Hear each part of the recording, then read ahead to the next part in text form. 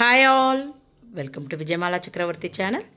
இன்றைக்கு உண்டான lunch menu என்ன அப்படின்றத நம்ம கிச்சனுக்குள்ளே போய் பார்க்கலாம். Hi all.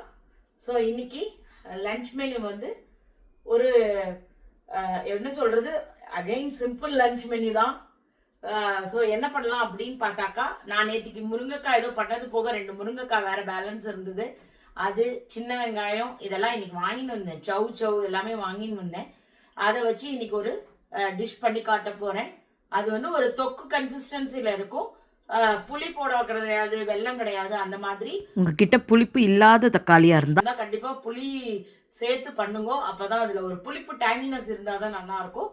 தக்காளி வந்து நாட்டு தக்காளியாக இருந்தால் அதோட புளிப்பு தன்மையே போருமாக இருக்கும். ரொம்ப ஜாஸ்தி புளிப்பு வேணுங்கிறதுல. ஸோ அப்பாவுக்கு வந்து எதுவுமே சாப்பிட முடியல, முழுங்க முடியல, ஒன்றுமே முடியல. ஸோ அதனால அப்பாவுக்கு தனியாக கொஞ்சமாக பருப்பு ரசம் பண்ணிட்டு சாதம் வச்சு நல்லா பிளெண்டரில் போட்டு குழந்த சாப்பாடு மாதிரி ரெடி பண்ணி அவருக்கு ஊட்டி விட வேண்டியதான். அவ்வளோதான் அவரோட சாப்பாடு. ஸோ அதனால பருப்பு ரசம், முருங்கைக்காய், சின்ன வெங்காயம்லாம் போட்டு ஒரு தொக்கு கன்சிஸ்டன்சியில் அதை பண்ணிட்டு சாதத்தை போட்டு ஒரு கலந்த சாதம் மாதிரி ரெடி பண்ணலாம். கண்டிப்பாக இந்த மெனு வந்து நீங்கள் ட்ராவல்க்கு எடுத்துன்னு போனால் ரொம்ப நல்லா என்ஜாய் பண்ணலாம். அவ்வளோ டேஸ்டியாக இருக்கும். அதுக்கப்புறமா சவு வந்து தேங்காய் போட்ட காய். ஸோ இன்னைக்கு இப்படிதான் மெனு இருக்க போகிறது. ஸோ வாங்க வீடியோக்குள்ளே போய் பார்க்கலாம். உங்கள் எல்லாருக்கும் வீடியோ பிடிச்சிருந்துன்னா தயவுசெய்து வீடியோவை லைக் பண்ணிட்டு பாருங்க. ஸோ இன்றைக்கி எடுத்து வச்சுட்டு இருக்கிற காய்கறிகள்லாம் இதுதான். ஸோ நான் இன்னைக்கு காத்தால காய் வாங்க போயிருந்தேன். ஸோ இந்த காயெல்லாம் முருங்கைக்காய், 4 தக்காளி, சவு இதெல்லாம் தான் வாங்கிட்டு வந்தேன். ஸோ வாங்கிட்டு வந்த ஐட்டங்களை எடுத்து வச்சுருக்கேன். இதை வச்சு நம்ம இன்றைக்கி சிம்பிளாகவும் அட் த சேம் டைம் ரொம்ப எம்மியாக இருக்கும். எனக்கு நிஜமாகவே ஒரு பிரேக் வேணும். அதனால் எனக்கு பிடிச்ச மாதிரி தான் இன்றைக்கி தளிகை. எங்கள் அப்பாவுக்கு பிடிச்ச மாதிரியும் கிடையாது, எங்கள் அத்துக்கார் பிடிச்ச மாதிரியும் கிடையாது. எனக்கு பிடிச்ச மாதிரி தான் இன்றைக்கி தளிகை. ஸோ வாங்கோ, எனக்கு பிடிச்ச மாதிரி என்ன தளிகை பண்ண போகிறேன்றதை வாங்க பார்க்கலாம். ஸோ ரசம் வந்து அப்பாவுக்கு இந்த கலந்த சாதம்லாம் சாப்பிட முடியறதில்ல. ஸோ நான் என்ன பண்ணியிருக்கேன், ஜஸ்ட்டு இவ்வளோ ஒரு 4 பருப்பு தான் போட்டுருக்கேன். அந்த 4 பருப்புக்கு தக்காளியை அலம்பி அப்படியே போட்டுடுறேன். ரொம்ப ஜாஸ்தி கட் பண்ணணும் அதெல்லாம் ஒன்றும் வேண்டாம்.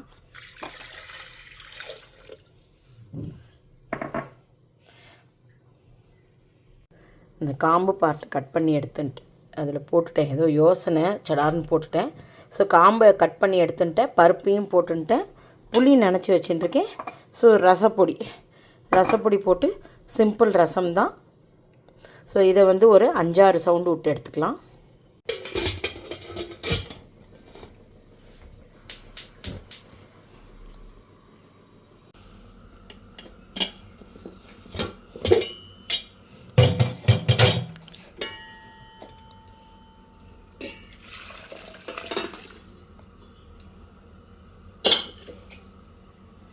ரசத்துக்கு பருப்பும் தக்காளியும் வெந்துடுத்து. இதை நல்லா மசிச்சுட்டு புளி ஜலத்தோடு சேர்த்துக்கலாம். இப்போ பருப்பையும் தக்காளியும் நல்லா ஓரளவுக்கு பிளெண்ட் பண்ணியிருக்கேன். அதாவது ரொம்ப பிளெண்ட் பண்ணணுன்ற அவசியம் இல்லை. பட் எங்கள் அப்பாவுக்கு சாப்பிட்றதுக்கு கஷ்டன்றதுனால நான் அந்த மாதிரி பண்ணியிருக்கேன். இப்போ அது கொஞ்சம் வரைச்சி புளி ஜலம் ஆட் பண்ணிடலாம்.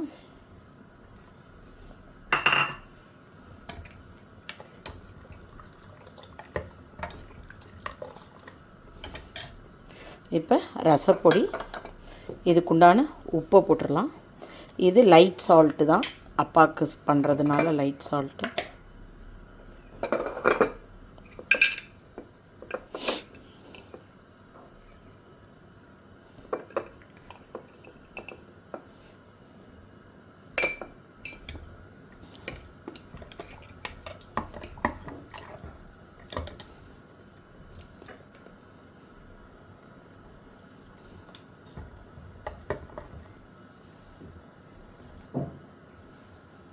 தாளிக்கரைச்சி நம்ம கடுகு, ஜீரகம்லாம், கருவேப்பிலை எல்லாத்தையுமே நெய்யில் தாளித்து கொட்டலாம்.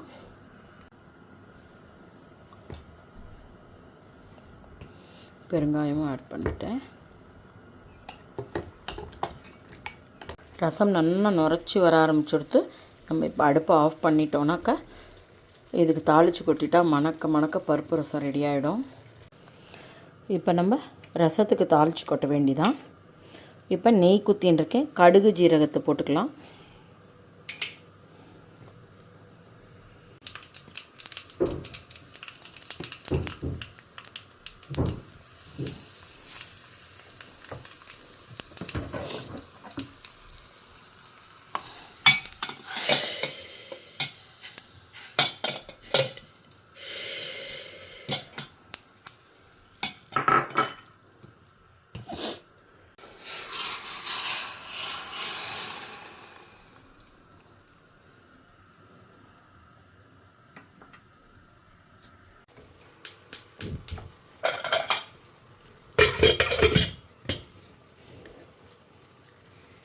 ஸோ முருங்கைக்காய் தொக்கு பண்ணுறதுக்கு அந்த தொக்கு பண்ணி சாதம் வச்சு அப்படியே அதில் கலக்க வேண்டிதான்.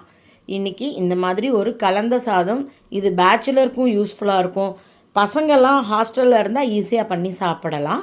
ஸோ இது என் பொண்ணுக்காகவும் தான் இன்றைக்கி இந்த மெனு. ஸோ இன்றைக்கி என்னென்ன எடுத்துகிட்டுருக்கேன்னா, சின்ன வெங்காயம், பூண்டு, 2 முருங்கைக்காய், நல்லா ஒரு குட்டி குட்டி தக்காளியாக 4 தக்காளி எடுத்துட்டுருக்கேன், புதுசாக அரைச்ச குழம்பு பொடி, அதுக்கப்புறமா கடுகு, வெந்தயம், கருவேப்பிலை, கொத்தமல்லி, புளி கிடையாது இதுக்கு. நல்லெண்ணெயில் நான் பண்ண போகிறேன். நார்மல் எண்ணெயில் கூட நீங்கள் பண்ணலாம். நான் சமீபத்தில் ஒரு எக்ஸிபிஷன் போயிருந்தேன். அந்த எக்ஸிபிஷனோட விளாக் கவர் பண்ணேன். சம் ரீசன் சிலதெல்லாம் டெலீட் ஆகிடுது அதுலேருந்து. ஸோ அதனால் என்னால் இதை வந்து ப்ராப்பராக என்னால் அப்லோட் பண்ண முடியல. நல்ல ப்ராடக்ட்ஸ், நல்ல நல்ல ஐட்டங்கள், சுகர் கார ஆளுக்கெலாம் ரொம்ப யூஸ்ஃபுல்லாக இருந்தது. இது வந்து செக்கில் ஆட்டின நல்லெண்ணெய் பாருங்கோ, கருப்பு எள்ளுலேருந்து வந்தது. கலர் எவ்வளோ டார்க்காக இருக்குது பாருங்கோ, ரொம்ப ரொம்ப உடம்புக்கு நல்லது இது. இது சுகர் கார ஆளுக்கு இந்த காஃபிலெல்லாம் சுகர் ரீப்ளேஸ்மெண்ட்டு. இந்த இலை உங்களுக்கெல்லாம் தெரிஞ்சிருக்கும் இல்லையா? இதை வந்து 2 ட்ராப்ஸ் போட்டாலே உங்களுக்கு காஃபி கசக்காது. அப்படின்னா எங்களுக்கு யாருக்குமே சுகர் கிடையாது, பட் ஸ்டில் ஐ தாட் ஒன்று வாங்கி ட்ரை பண்ணலான்னு. இது 10 ml தான், கிட்டத்தட்ட 150 சர்விங்க்கு வரும் அப்படின்ற மாதிரி சொன்னாப்புல. அஃப்கோர்ஸ் சர்க்கரை போட்டு சாப்பிட்ற அளவுக்கு டேஸ்டியாக இல்லை தான். ஏன்னா எனக்கெல்லாம் அது ப்ராக்டிஸே இல்லை. அன்றைக்கி நான் வாங்கின்னு வந்து போட்ட போது அப்படி தான் இருந்தது. ஸோ இப்போ நான் கடுகு, வெந்தயத்தை போட்டுக்கிறேன். உட்ப்ரெஸ் ஆயில்னாலே நீங்கள் பார்த்தீங்கன்னா அது போட்டோன்னே ரொம்ப நுரைச்சி வருது. அதை ப்ராசஸ்லாம் பண்ணி ரீஃபைன் பண்ணி வந்தால் தான் இந்த நுரை வரதில்லை. செக்கில் ஆட்டுறது மட்டும்தான் இப்படி வருது. இப்போலாம் நவடேஸ் செக்குன்னா இந்த மாடு வச்சு அந்த சுற்றி எல்லாம் இதில் பண்ணுவா இல்லையா, ஒரிஜினல் செக்கில் ஆட்டி எடுக்கிறது அந்த மாதிரி இல்லை. எல்லாருமே இப்போ கடைகள்லேயே அந்த மிஷினை வச்சுருக்கா. நம்ம முன்னாடியே கூட அதை ப்ரெஸ் பண்ணி ஸ்க்யூஸ் பண்ணி அந்த ஆயிலை எடுத்து தரா. கடுகு பொரிய ஆரம்பிச்சுடுத்து. நம்ம இப்போ பூண்டு, வெங்காயம் ரெண்டுத்தையுமே வந்து நல்லா வதக்கிக்கலாம். இது கம்ப்ளீட்டாக வதங்கட்டும், டைம் ஆகும். நல்லா வதங்கணும். வதங்கிறதுக்கு தேவையான உப்பை போட்டுடலாம்.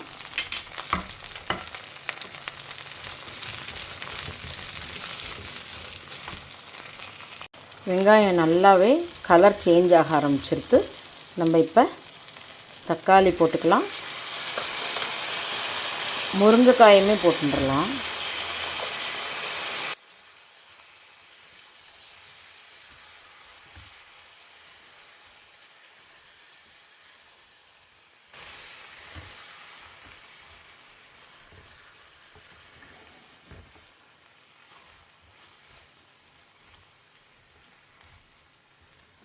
தக்காளி கொஞ்சம் மசியட்டும்.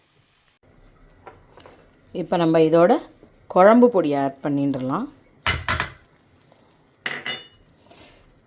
தக்காளிலேருந்து ஜூஸ் விட ஆரம்பிச்சுடுத்து.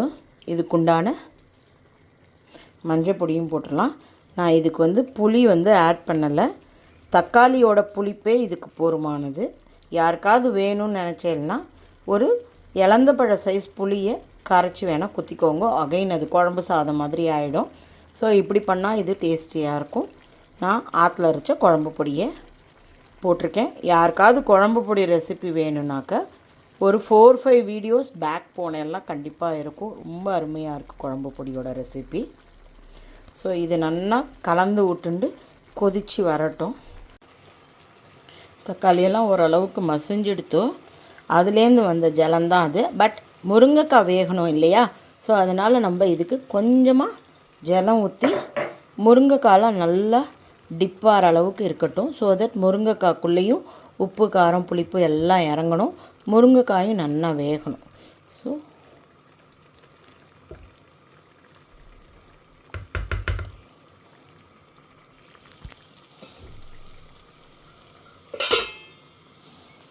ஸோ ஒரு 5 நிமிஷம் கழித்து பார்க்கலாம்.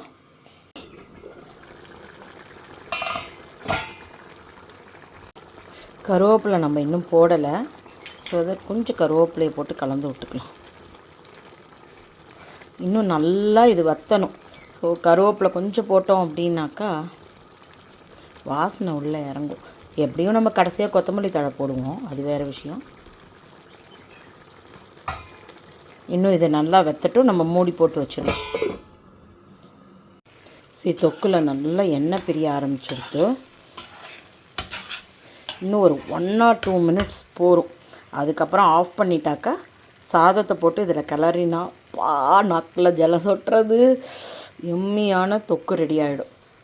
எண்ணெய் நல்லா பிரிஞ்சு வர ஆரம்பிச்சிடுது. இப்போ நம்ம கொத்தமல்லி தழையை போட்டுடலாம்.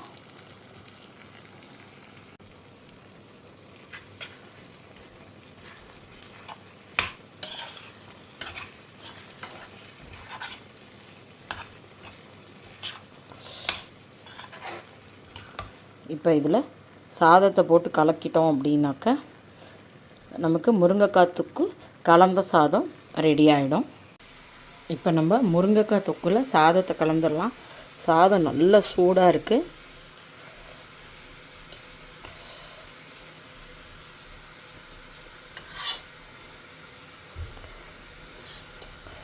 காயும் முருங்கைக்காயும் வந்து தட் இஸ் வேறு என்ன, சின்ன வெங்காயமும் முருங்கைக்காயும் கொஞ்சம் கூட இருக்குது. அதனால தான் நமக்கு அப்படி தெரியறது, அளவு ஜாஸ்தியாக இருக்கிற மாதிரி.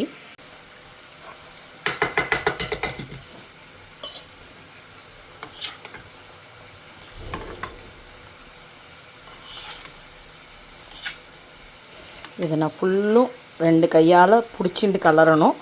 கலரிட்டு உங்களுக்கு கடைசியாக காமிக்கிறேன். ஸோ சாதம் நல்லா கலந்துட்டேன். முருங்கைக்காலாம் நல்லா வெந்திருக்கு. ஸோ இது ஆக்சுவலாக இப்போ இம்மிடியட்டாக சாப்பிட்றத விட ராத்திரி சாப்பிட்டு பாருங்கோ, செம்ம டேஸ்ட்டாக இருக்கும். இல்லைன்னா ராத்திரி இதை பண்ணி சாதத்தை கலந்து வச்சு மூடி வச்சிடணும். மறுநாள் சாப்பிட்டா அவுட் ஆஃப் த வேர்ல்டாக இருக்கும். இதில் புளி வெல்லம் எதுவுமே போடலை. ஸோ இது கண்டிப்பாக குழம்பு மாதிரி இருக்காது, ரொம்ப டேஸ்டியாக இருக்கும். நீங்களும் ட்ரை பண்ணி பார்த்துட்டு எப்படி இருந்ததுன்னு கமெண்ட்டில் சொல்லுங்கோ.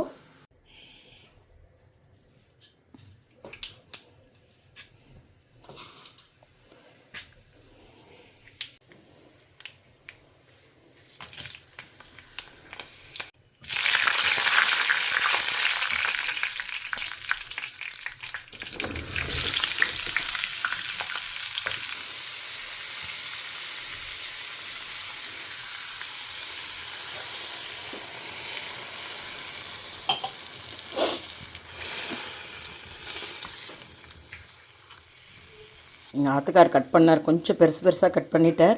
சின்னதாக இருந்திருந்தால் இன்னும் கொஞ்சம் பெட்டராக இருக்கும், சீக்கிரமாக வெந்துடும். ஸோ கொஞ்சம் ஜலம் குத்தியிருக்கேன், வேகட்டும். இதுக்கு தேங்காய் போட்டு இறக்கிட்டாக்கா சவுச்சவுக்காய் ரெடி.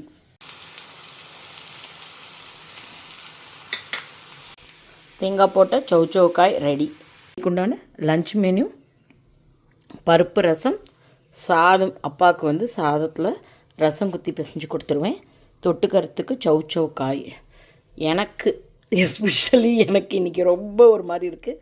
ஸோ அதனால் இட்ஸ் மை விஷ், முருங்கைக்காய் தொக்கு பண்ணி சாதம் கலந்துருக்கேன். இதே காயை நாங்களும் தொட்டு சாப்பிட்டுடுவோம். ஸோ இன்றைக்கு உண்டான ஸ்பெஷல் டிஷ் முருங்கைக்காய் தொக்கு தான். உங்கள் எல்லாருக்கும் பிடிக்கும்னு நான் நம்புகிறேன். ஸோ உங்கள் எல்லாருக்கும் பிடிச்சிருந்ததுன்னா please like and subscribe my channel. Thank you for வாட்சிங். Bye bye all.